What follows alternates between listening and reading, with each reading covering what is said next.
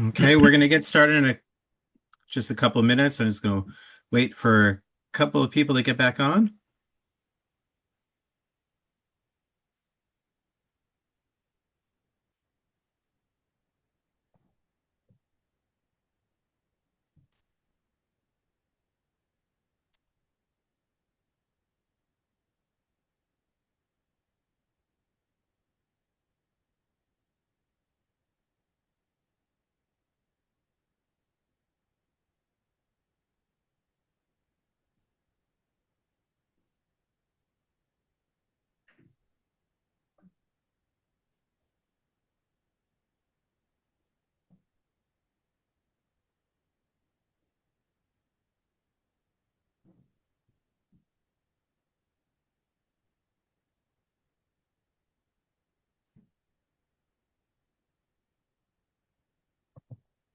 All right, David, you ready?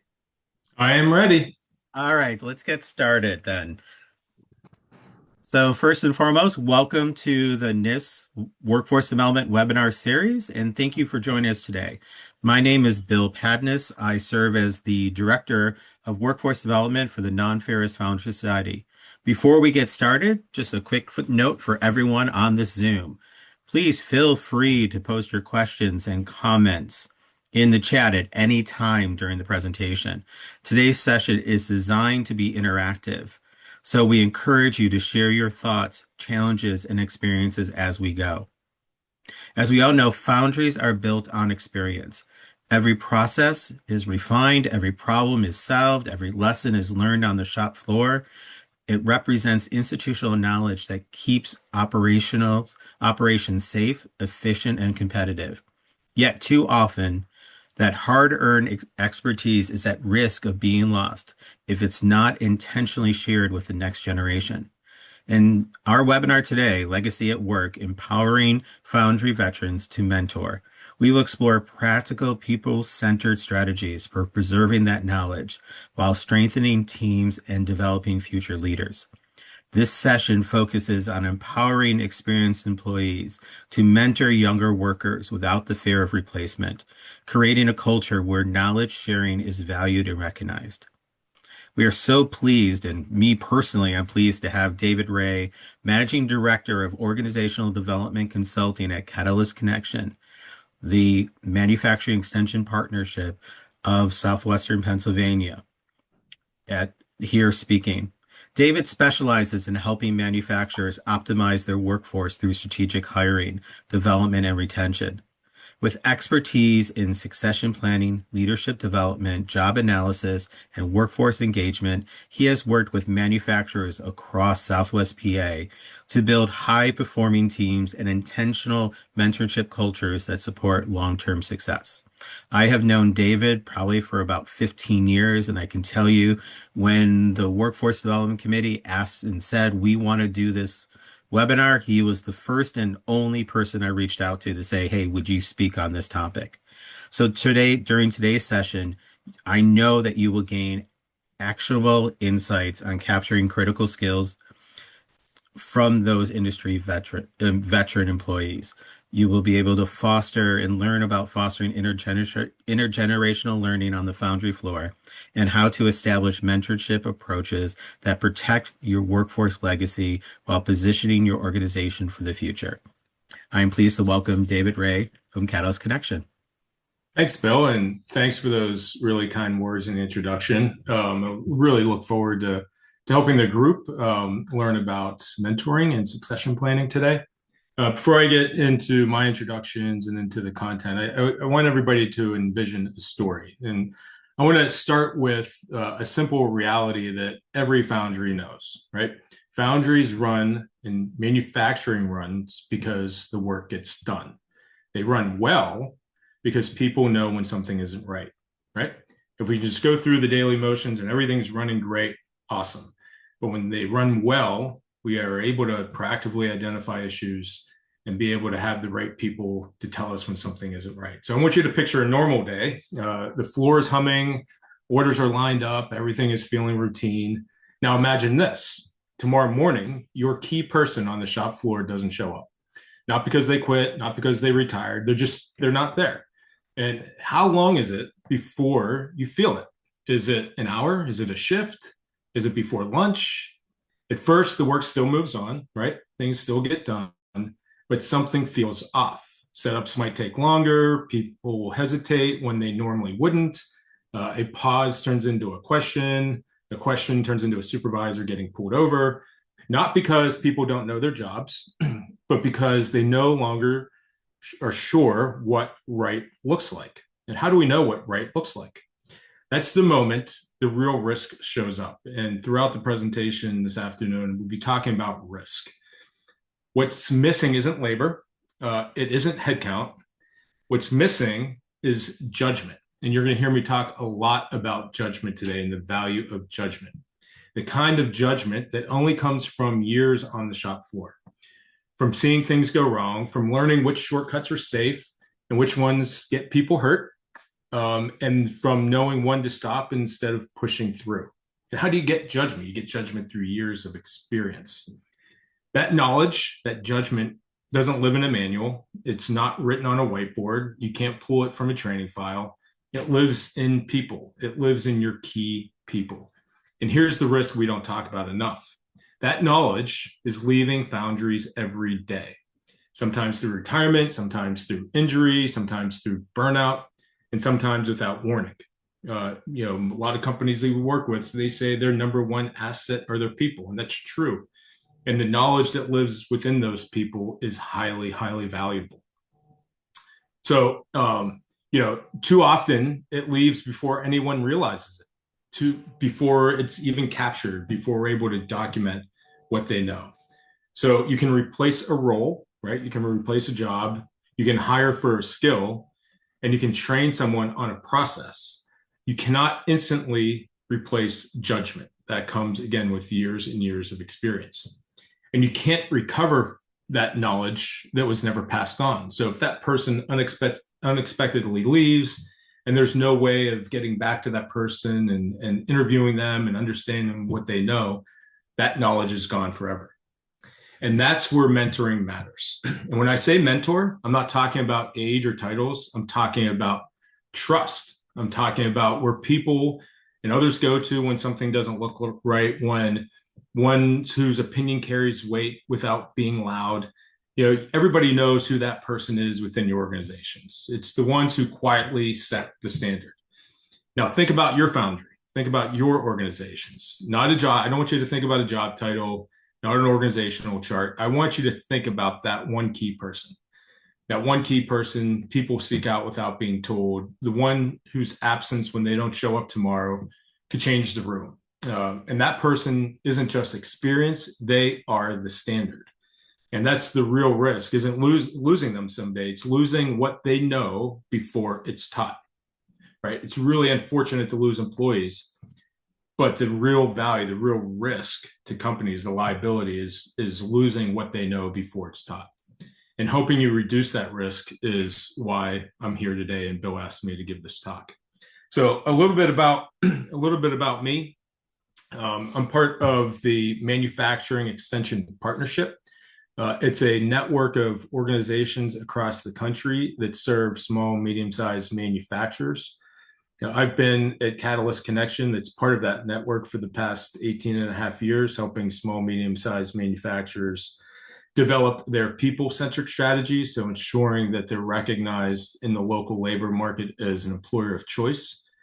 And over the years, that has been one of the more popular services that we offer. And I'm sure everybody on the call would probably agree that your people problems are your number one problems, your number one business challenges, finding, attracting, retaining top talent. And that's why this call is important today.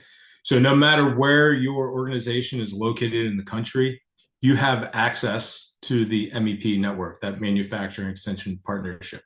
Again, we're a network of private nonprofit organizations. We receive federal funding, and in the case in Pennsylvania, some state funding, along with other funding to help with our outreach and to help offset costs so that manufacturers can leverage the technical services that our network provides to help you grow and sustain your business. We're measured as a network and as organizations on the economic impact that we realized based on leveraging taxpayer dollars. So you can see some of the numbers on this slide. It's substantial, and when you look at the aggregate. I'm located in Pittsburgh, so Catalyst Connection. We've been around for 35 years, and I've been there for 18 years. We're currently housed for the past 6 years in Mill 19, which is the former Jones and Laughlin steel mill along the Monongahela River in Pittsburgh. We serve 2,700 manufacturers in Southwestern Pennsylvania.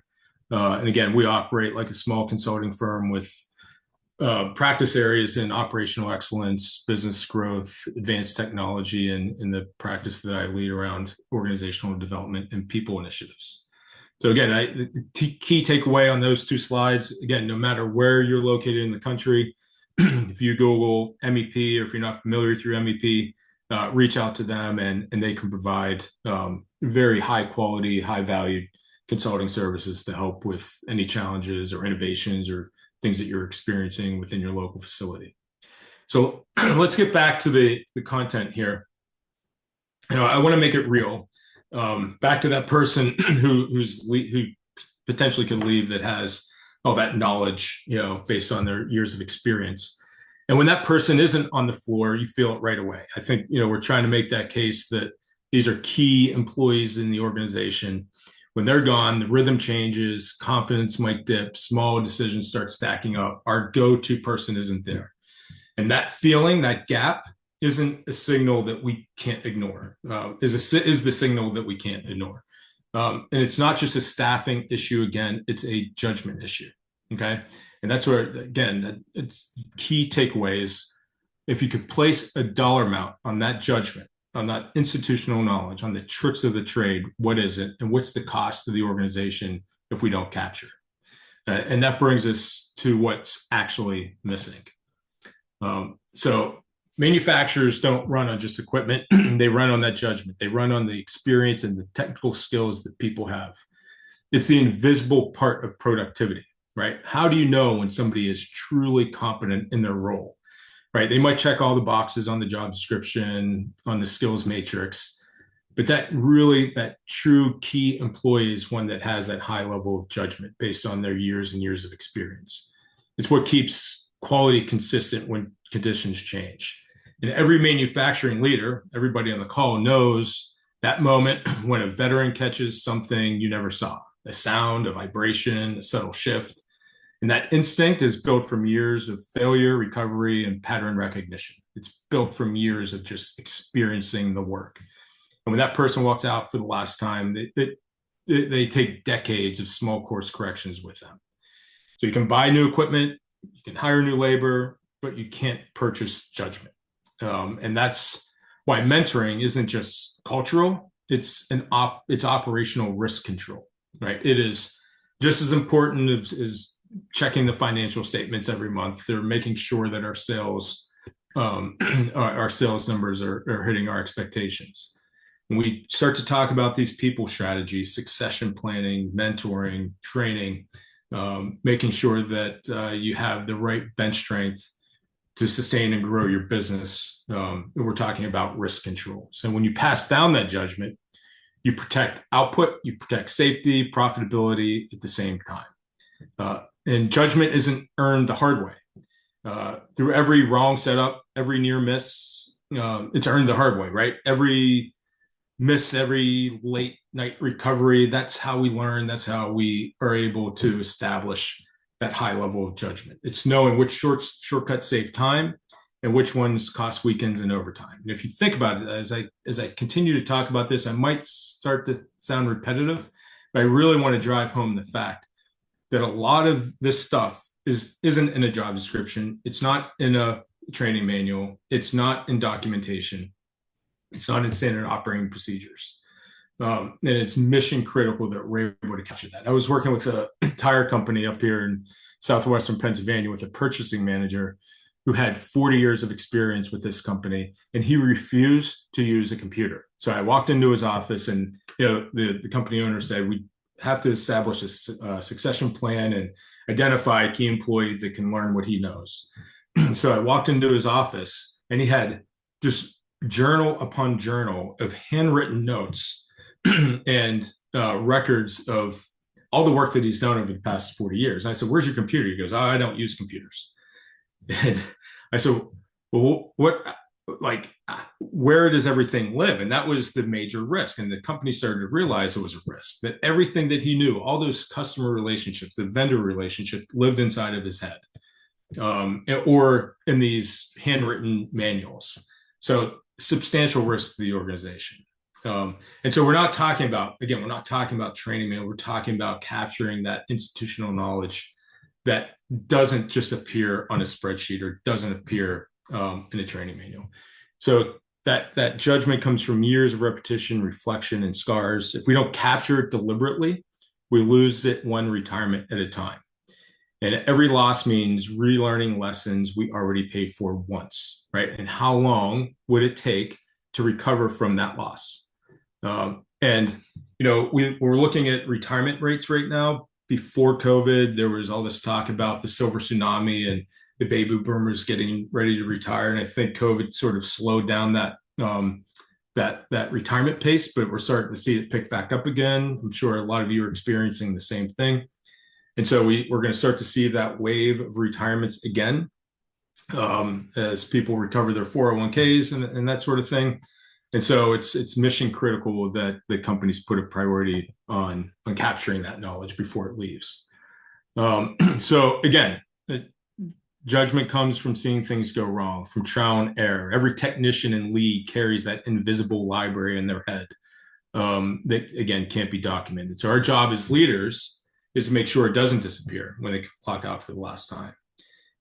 And I'll reinforce this one more time. We're not just protecting skills, we're protecting decision-making capacity, the heartbeat of all of your organizations. So, so the knowledge that's stored is in conversations, in habit, it's in reflex, it's passed on in small moments. It's the tap on the shoulder saying, "Hey, quick, watch this during the setup," right? Pulling somebody over that's learning the job, that, hey, you got to see this, you got to hear the way this sounds, you got to see the way this moves, you got to feel the way this is the way this is being structured. And it's important. I don't want to come across that training manuals and procedures aren't important, because of course they are. We write procedures to preserve consistency, but those people preserve the judgment. So building a system that keeps judgment alive is what's so important. The good news is that the mentors already exist inside your plant, right? They might not have the formal title of being a mentor, but they informally exist. They're the people others quietly follow, the ones new hires copy without being told. They don't need a new title or new role. They don't need the recognition per se. They don't need structure or time. In most cases, a mentor has that innate ability, that wiring within their head to be able to serve and help people. That might be an underlying characteristic. We all know who those people are that we work with. What we're talking about today is how do we formalize and operationalize the mentoring process. And so every successful mentoring system starts by identifying those natural anchors, those people that are naturally attuned to be able to help others and help coach and develop, be able to have the passion, the desire to give back. So we're not asking them to become trainers, though. I want there to be a clear delineation between a mentor and a trainer. These aren't trainers. Trainers are a skill that people learn over time to be able to train a skill, train a habit. We're talking about mentorship. We're talking about guiding and helping, right? Not formal training. We're asking them to keep that standard alive. When leadership treats mentoring as respect and not extra work, people step forward naturally. And that's another key takeaway here is sometimes when you ask somebody to be a mentor, to formalize that, they might, and we'll talk about this later in the presentation, they might become defensive. Like, if I tell you what I know, right, what lives between my ears that isn't documented anywhere, automatically giving up job security. I'm giving up what is valuable. And if I give it up, then I'm no longer important. And it's really incumbent on leadership within organizations as you start to formalize mentoring programs, is that the employee wants to feel, right? We all want to feel trusted and valued, right? And being able being able to help somebody learn what they know that isn't documented is just a continuation of the value that they bring to the company. And that has to be that's being attentive to their personal needs of wanting to feel valued. So it's just not, hey, we want to make you a mentor so that we can train somebody else on what you know, and then we're going to get rid of you, right? That's not the kind of environment we're trying to cultivate. We're trying to help them understand that they've been a valued member of the team for years and years and years, and this is like one more opportunity for them to give back. And so it's again meant as a sign of respect and value, and not extra work. So let's talk about the numbers and why this is so important. I'm sure you all experience this day to day. Across the U.S., United States manufacturing, there's more than 200,000 job openings. Roughly 30 to 40% of those of the workforce is nearing retirement. We talked about that silver tsunami. That means the judgment we're talking about today isn't at risk in one plant, it's at risk everywhere, right? We see that all the time. Replacing one experienced worker can cost up to twice their annual pay. I'm sure you're all familiar with the cost of a bad hire, the cost of losing an employee, and the cost associated with replacing that talent, not only on the recruiting side, but also the onboarding and training and development.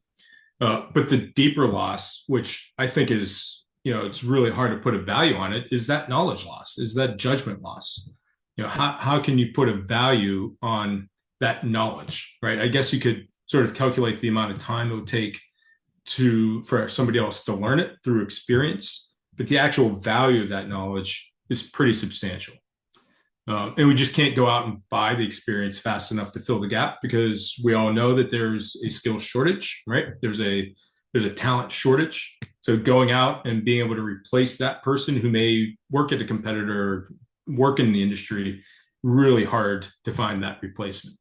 So that's why it's so important that we have to transfer what we already have deliberately, consistently, and as I mentioned a minute ago, with respect.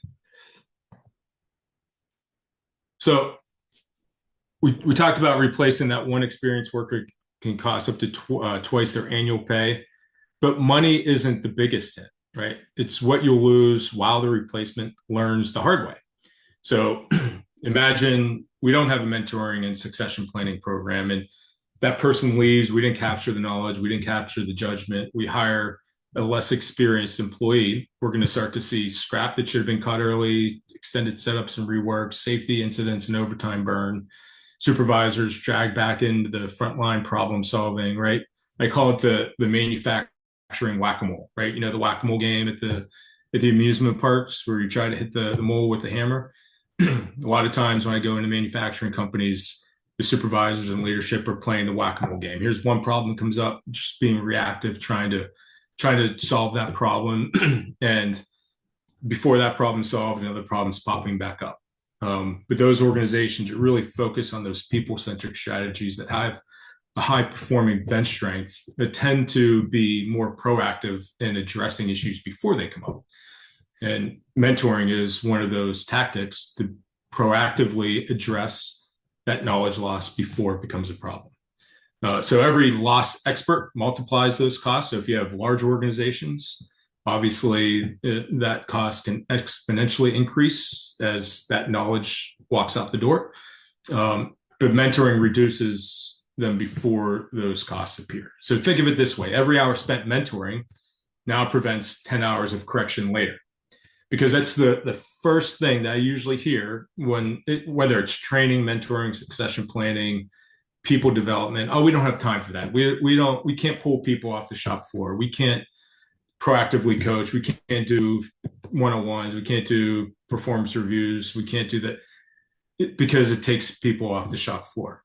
But if you think about the time associated with developing a mentoring program or taking somebody off the shop floor for training, is significantly less time than if you don't do it and have to react to all the problems that are caused by a lack of mentoring, training, development, people feedback, right? But I get it. Like on the front end, on the face, on the surface, yep, I got to pull that person off. We have to do some knowledge capture. We have to do some training and mentoring. That's going to take time. But I guarantee it's a simple calculation in everybody's head, right? It's you can see that it's going to take way more time on the back end. But in the moment when you're playing that manufacturing whack-a-mole, we don't have time for it now. So being intentional to change that mindset from being reactive to proactive, I think is another key takeaway today, especially as you assess the risk associated with that knowledge loss. So again, mentors aren't trainers. This isn't about turning experienced workers into classroom trainers. Training is about compliance. It's checking those boxes, proving that someone sat through a session. Mentoring is about continuity. It's passing down that judgment, that knowledge, so that work stays steady when things change. So on the shop floor, learning doesn't happen in PowerPoint decks or the learning management systems and the web-based training. It happens right next to the machine in the rhythm of real work. And again, the goal isn't to teach procedures. We're not talking about procedural, step-by-step, this is how you do it. It's to transfer that judgment. It's to make sure the next generation knows what, not just what to do, but why it matters, and be able to proactively identify when something is about to go wrong. So that shift from training to mentoring is what keeps the standard alive when most of your experienced people move on.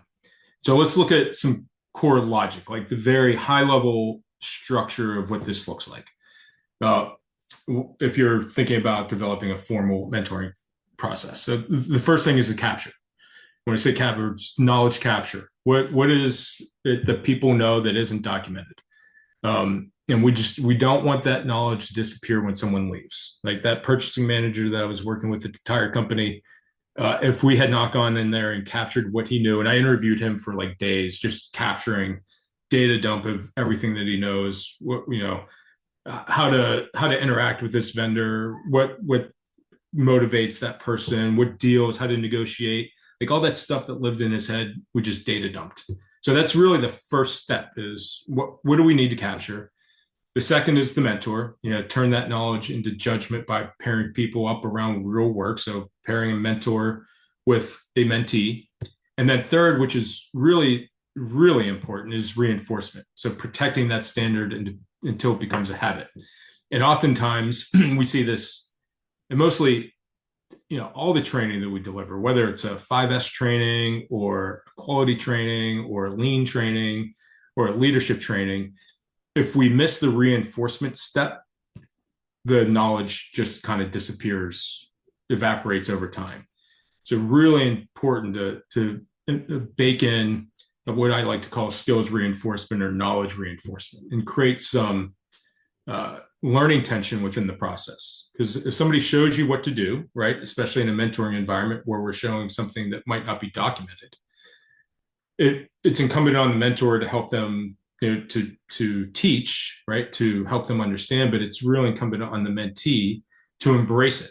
So what can you do to create learning tension? You can do it by, but through experiential learning. So once they had the opportunity to learn, see if they're able to apply what they learned, whether through a mock setup or be able to, I don't know, like create a defect in something and see if they're able to recognize what happens. And I guess number one, recognize that there is a defect, and then be able to recognize what may have caused it. So creating that learning tension is important. But so capture, mentor, reinforce. Capture preserves the memory. Mentoring builds the judgment, and reinforcement makes it stick. And most manufacturers skip straight to hiring or documentation, right? But again, this isn't about headcount. This is about knowledge capture. So the leaders, right? The leaders also play a role in this. The leaders of the organization create the vision. They create the condition, right? They create the expectation. Supervisors, they play an important role where they're protecting the time. And what I mean by that is they're creating time for that mentoring relationship to happen. and setting the expectation that there's a certain number of hours during the week where there's going to be formalized mentoring between individuals. And then, and that's how organizations build continuity. And, think about, especially if you already have some established mentoring programs in place and succession planning programs in place, we're really talking about, again, risk management and continuity, right? If we have an aging workforce and we're developing our emerging talent, and we're doing that in a very deliberate way through not only mentoring, but training, development, and coaching, we're creating a continuity standard to help us to react when that knowledge starts to leave. We're be able to proactively address that before it leaves. So let's get down to some of the nuts and bolts of it, right? Really important. Just, I guess this is, sort of true for any initiative, is don't start everywhere. If everything is a priority, nothing is a priority. So don't start everywhere. Start where experience truly matters. Think about what's that key critical area that is the most vulnerable if that knowledge were to leave, if that judgment were to leave. Is that one key employee who's the only one in the shop or the only one in the organization that knows it? We consider them a critical risk per se, right? So we want to focus there, where mistakes might cost real money, safety, or reputation. Starting small isn't hesitation, it's precision, right? It's not like we want to start small so that we can laser focus in on those most critical areas. If we focus on everything, again, it kind of gets diluted, and it might seem overwhelming to those involved and kind of lose steam. So on the mentee side too, right? You learn faster, build credibility, improve the concept before scaling. So think about yourself as a mentee. If I'm just learning one key thing at a time, it's easier to embrace it and absorb it than if we're just dumping everything all at once. So, again, let's just review there. One role, one mentor, one measurable win. Create some momentum around it, create some success around it, create excitement around it, and then build and scale as you start to develop out the programs. Okay, so again, we don't want to start where the risk is low. If a job can be learned entirely from procedure, that's not where the judgment lives. That's not where the knowledge lives. That's not where the tribal knowledge lives and the tricks of the trade. If it's already written down, that's more of a training, not mentoring. And mentoring isn't for every task. It's for those gray areas, those jobs that rely on instinct, timing, and touch. When you start mentoring in the wrong place, it feels like busy work, right? Put yourself in the shoes of the mentor. And he or she might be perceived as being a trainer, and they don't want to be trainers. Not everybody wants to be a trainer. But again, the people that want to give back and be able to help someone understand something that they learned over time, in my experience, they're really excited about telling people what they know, again, if it's done with respect.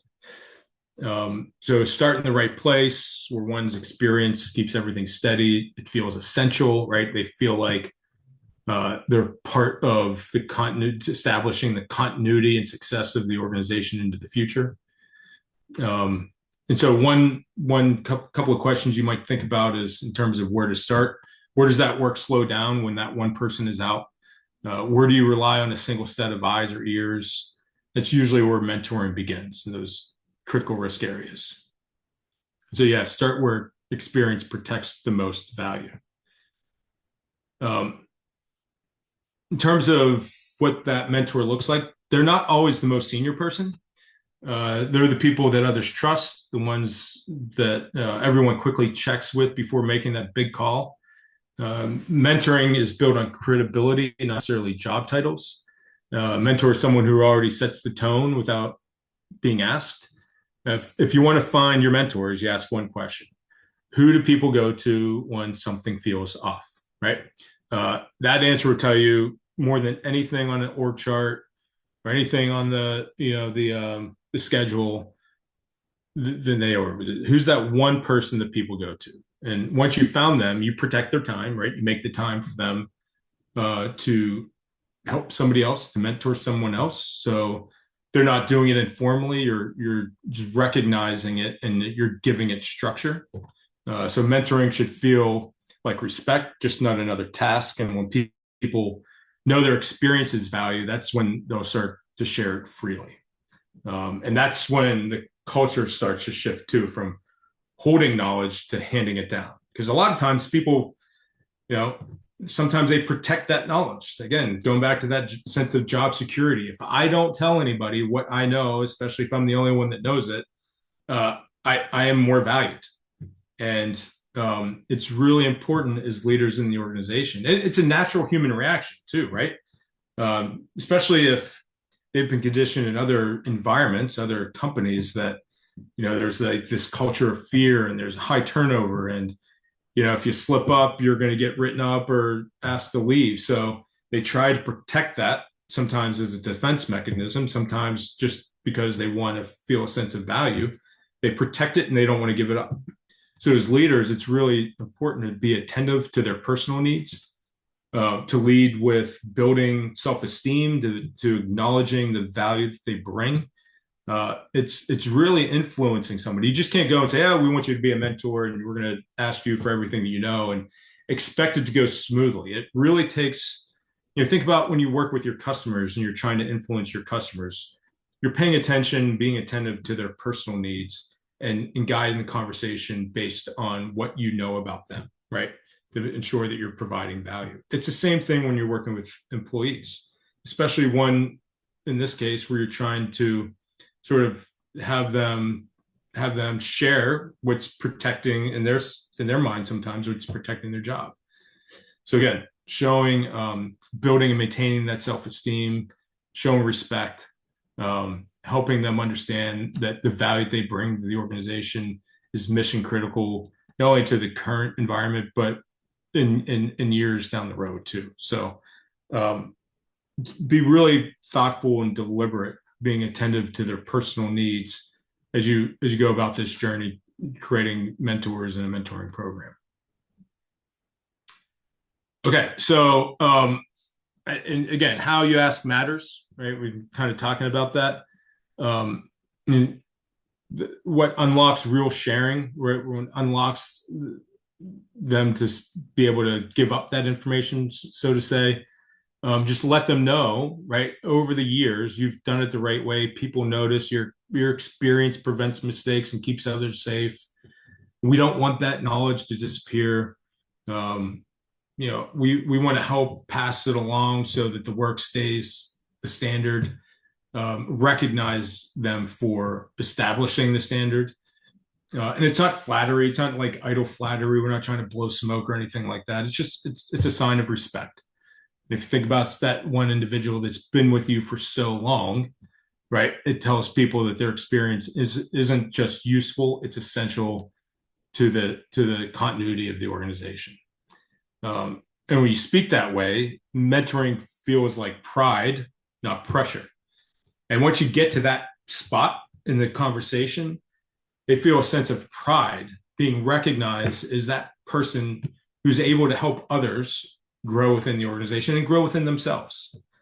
So it's that space where people feel valued for what they know, not threatened by what's changing. And that's when real knowledge starts to flow freely, honestly, and across generations. There's also reverse mentoring too. You may have heard of it. When you pair up a more senior person with a more junior person for that sort of traditional mentoring relationship, there's also reverse mentoring where that more junior person could help the more senior person. Things like being able to adjust to technology, being able to use like AI or something where the newer generation, the emerging generations in the workforce were born with that. They were born with a phone in their hand essentially, and there might be some tricks of the trade in the younger generations that those individuals could help the more senior individuals. And then you have information flow going both ways and provides for a more trusting nurturing relationship. Okay, so a couple more things here. The tricks of the trade, the tribal knowledge, they're not magic. They're visible form of judgment. You can't document those either. But they should be, you can't it usually isn't documented, those tricks of the trade, but they should be captured in a way that when you're doing that data dump from the person who has the knowledge and the judgment, like when I was working with that purchasing manager, I just kind of like, all right, what is everything that he knows? I call it a job analysis. Everything he knows, documenting every last little thing down to the job element level. And it should be captured. Maybe a list is important, right? I said earlier that start small, right? Once we establish that list, maybe we're looking at things that are most critical in terms of vulnerability or risk. But it's important to have that list so that we know through the mentoring relationship that we're touching on each of those once the most critical one has been learned. And so let's talk about the mentors and sort of like when you're setting them up for success. They don't lecture. They ask questions that surface the judgment. So again, it's not training, it's not lecturing. It's more of sometimes a Socratic method, right? Where you're asking questions to help the learner learn. So if you want to pass on what matters most, you start with questions like these, like what do new people usually miss? Because every veteran knows where those hidden tripwires are. Another question is, what mistake causes the most trouble? And that question uncovers the small misses that lead to big problems. Another question is, what took you the longest to learn the hard way? And that one brings out the story behind the lesson. The stories, how people are, how they remember. And they're not interview questions. They're more of conversation starters, right? We're trying to capture the information. They signal respect. You're basically saying to the person, you know something worth preserving. And think about it like if you're in the shoe of the person you're asking the mentor, if somebody came to you and asked you that question, you know something worth preserving, you feel a sense of value, a sense of pride, and you're more likely, especially if you know the why behind the ask, right? Because of the continuity, risk management, helping the success, long-term success of the organization long after that person leaves, they're more willing to, to collaborate. And so that's the shift. It's shifting from telling to teaching. Okay, so again, capture doesn't replace mentors, it supports them. The goal isn't to build this gigantic library of how-tos. It's to give mentors the tools that make sharing easier. And you can use technology too, like a quick, there's tools like Rewinder and Dazuki that we use, which are video-based work instructions. They're typically used for standing operating procedures, but they can also be used for knowledge capture of those tricks of the trade, the tribal knowledge, taking a picture of it, maybe a quick video. Back to that tire company, this just popped in my head. It's a manual process for making tires. It's an art. It's a feel. It's sometimes a smell based on the rubber compound. And taking videos of that and being able to curate it and document it and store it is helpful. Again, not based on the steps, but capturing through maybe an interview with that person who has the knowledge, asking him those questions or her those questions.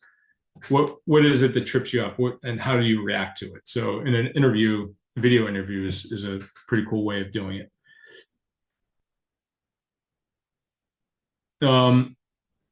So, every unshared skill in your organization is that single point of failure. Again, if you think just traditional risk analysis, it's that single point of failure. What can we do to be able to ask the right questions to determine what those single points of failure are?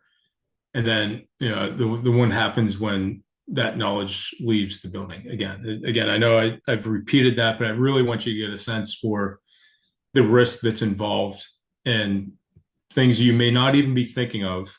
If it leaves the organization, it leaves the four walls of your foundry, what's the cost? So when you embed mentoring into daily operations, it's just not protecting people, you're protecting output, reputation, and really the bottom line around profitability.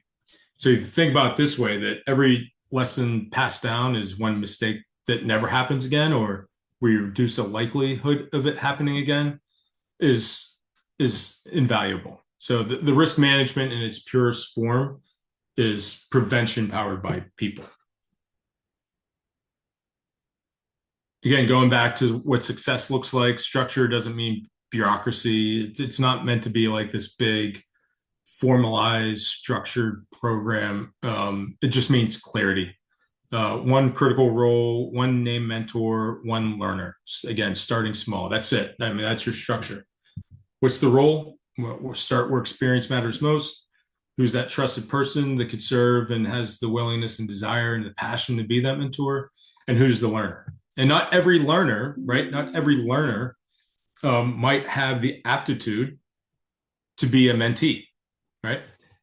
Do they have the aptitude to have desire and willingness and the skills and the knowledge to be able to learn what those more advanced things could be if it's in more advanced sort of tricks of the trade or tribal knowledge or institutional knowledge that's being learned. Again, it's not all day. It's not in the classroom. It happens, but it's important that it's tracked so that we are transferring knowledge and judgment on those things that are most critical. And then I'll kind of leave you with this, that the number one constraint or the number one hurdle in developing mentoring programs is getting that mentor, that key person, to say yes. And I hope I did a good job sort of impressing on you the way you try to influence them to say yes. But I think the one key thing is you're helping them create a legacy. If that's something that's important, I think for a lot of people who really have a passion for their work, regardless of the industry, regardless of the occupation, is people want to have a legacy. They want to be remembered long after they're gone. That, hey, that guy Joe, he was here 10 years ago. He really helped me. He's someone that I looked up to. He really helped me learn this job in ways that typical training wouldn't. But once the mentor understands that it isn't extra work, it's really how the trade survives, right? It's how the trade survives through creating this legacy that they were able to help somebody that, this person may have learned the hard way. This mentor may have learned the hard way. And, they're creating a legacy where they're able to help somebody not learn as hard as they did. You're always going to have that guy. Well, they have to, they have to learn the hard way if they're ever going to learn. And there's not really no truth to that. It's the way the leadership positions it. And I really have over the years have found that when we start talking about legacy, whether it's somebody who's on the shop floor operating a piece of equipment or a senior leader in an organization, when you start asking people what their legacy wants to be, when you think about what your legacy, and it's good exercise for everybody. How do you want to be remembered by your coworkers into the future? And once you're able to impress somebody on that kind of thought, that's when you start to change the mindset. And once you change the mindset and you have that mentor that says, yep, I'm ready to go, I want to be the mentor, then you create some momentum in the organization, and you start to see things change. And as I started with, then you reduce that risk. So I hope that helped. Bill, I think we might have a little bit of time for questions if there's any questions in the chat, but appreciate everybody's time. No, that was great. I mean, I was just writing down so many different questions, but I'm gonna call on Scott Ross, who is our Vice Chair of Workforce Development, who's the one who said we got to have this session. So I'm gonna unmute you, Scott. So I'm asking you to unmute. Are you able to do it? There you go. Do you have a question? Yeah, so David, I got a question about, do you think there's any importance when you think about what level this comes from as far as upper management or the direct supervisor to this person that you're going to ask to be a mentor? Does it matter if it's a I don't want to make it a dog and pony show in front of everybody. So do we take them in the office and talk to them privately to get them on board, or what's your thoughts on that? Yeah, it depends on who has the best relationship. Depends on the size of the organization. The leadership at the highest levels of the organization have to set the vision and establish the why it's so important. If there's a relationship between the owner of the company and the person who's been identified as that key employee, having a one-on-one might be important. I wouldn't do it like I wouldn't make that ask like you said, a dog and pony show right out in the middle of a stand-up meeting or something like that. Especially if I hate the answer. It all depends, but it depends on the person, right? And being able to pay attention to those personal needs, and what motivates them, and what you can do or say to influence them. But ultimately, it comes down to who has the best relationship with the person who you're making the ask. And it's like a sales call, right? Who's the best person to go out to call on that customer? Is it the salesperson? Is it the owner? Because the owner has a better relationship with the customer. Do they do it in tandem? You're at the end of the day, when you're making this ask, depending on how you anticipate the reaction from the person you're asking, it could be just an owner. It could be a tandem type thing, but the bottom line is that it's done with respect, and you're showing that the person is valued, and what they know is going to help create a legacy and help the company and people, long after they're gone. Got any follow-up or? Well, I would also say, I think approach is probably really important too. I look at it like I want them to understand this, your 30 years of experience have helped to get us where we're at, and we want to preserve that. Yeah. And you're the only one that can make that happen for us. So try to tap into that knowledge that way. Oh, no doubt. Like that's it, right? But what matters is how you make that ask. And if it comes across like you're the only one that knows, you have 30 years of experience. If it comes across as like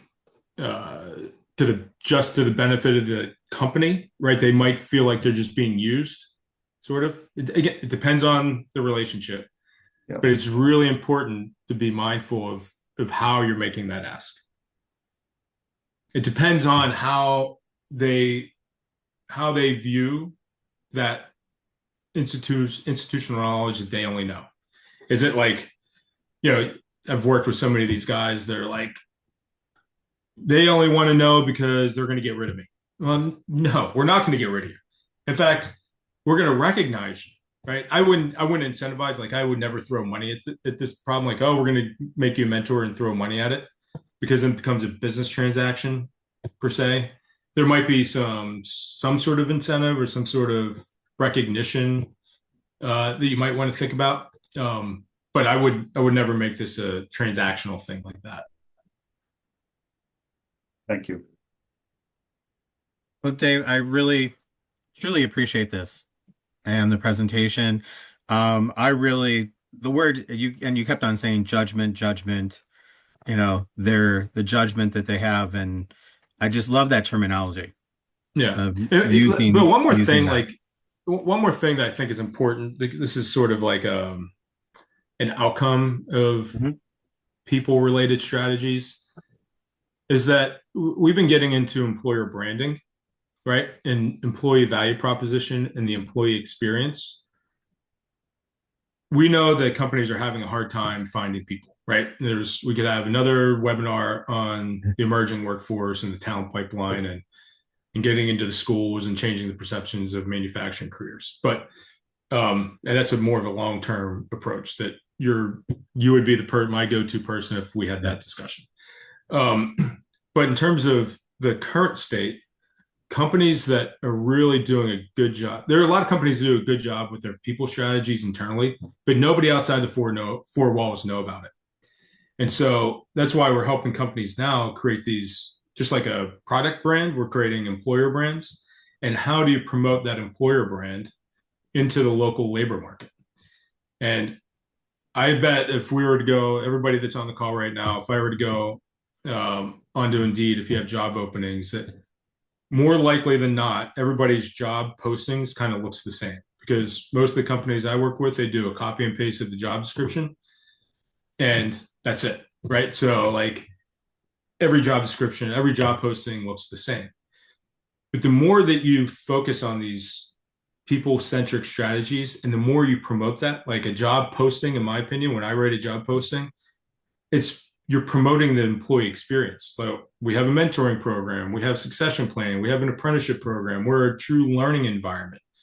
We are laser focused on the growth and development of all of our employees. We coach one another. We challenge the status quo in an expert level environment. So using that job posting as like the primary way to vocalize your employer brand is mission critical and gives you a competitive advantage over a foundry across the street that just copy and pastes their job description and their job posting. Right. And being a community steward and being a part of community programs and getting into the school is more of a long-term strategy. But that employer brand is mission critical when it comes to this talent war. And the companies that do it well, like their social media strategies, when you go to a company, I point to Bill, Kurt Lesker, right? Yeah. When you go to their LinkedIn page, you can feel what it's like to work there.